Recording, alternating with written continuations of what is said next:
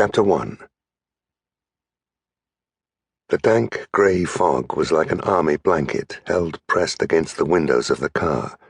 It seemed an age before Tedwood returned from his reconnaissance, his yellow wash-leather glove looming up startlingly, a disembodied hand knocking at the glass beside her with a terrifying little muffled thud. Rosie lowered the window and poked out her lovely head. "Any luck?"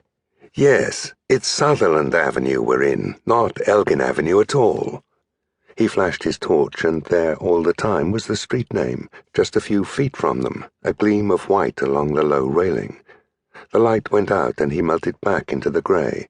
She saw the flare of the torch again, dimly glowing, as he passed round the back of the car and climbed into the driving seat, settling himself beside her, stout, solid, comfortable old Tedwood, with a reassuring pat upon her knee. "Won't be long now, chicken. I know exactly where we are. Don't worry." "That's what you said before," she complained, driven by shock and anxiety to an unwonted peevishness. "Yes, but this time I really do. Only we seem to have got back to front, God knows how, and I shall have to turn her round."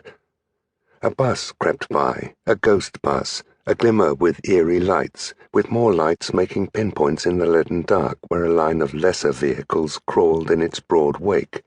He swung round with infinite caution, and for a minute or two they crept along in the queue before edging off cautiously, hugging the gutter to the left. "Don't worry, Pat. I really do know now." Rosie jerked impatiently. "How can I not worry? We've been hours already." "A quarter of an hour at most, Rosie. I couldn't have driven an inch faster, darling. Pea soup isn't in it." "No, but losing the way like this, you surely ought to know it by now." "I do, when I can see an inch in front of me." "If only we'd rung up the police before we started," she said fretfully. "I know," he admitted. "That was my fault. I ought to have thought of it. But there it is. It's usually only about 5 minutes from my place to yours, and one's instinct was to leap into the car and dash round. I'd no idea the fog was anything like this." Her round young face was white with anxiety, her long legs twisted about one another, muscles tight with nervous strain. "Tedwood, you don't think he's dead, do you?"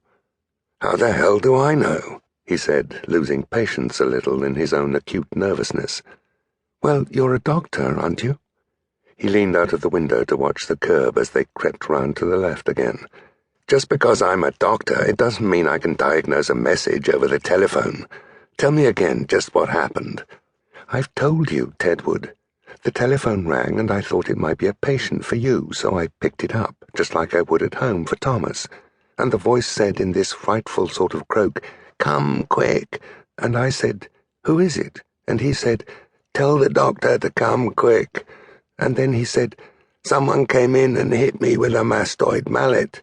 And then he said, 'I'm dying.' So of course I was utterly bewildered, but I still thought he was just a patient, and I said, 'Well, tell me where to come to,' and he gave our address." "Our address?" "You're sure it was your address?" "Well, I suppose I know where I live, don't I?" said Rosie querulously. "And he definitely said a mastoid mallet." "Thomas must have left one lying around somewhere, and the burglar just picked it up and hit poor Raoul with it. There's a lot of old instruments stuck away all over the place." "You're sure it was this Raoul Vernet?"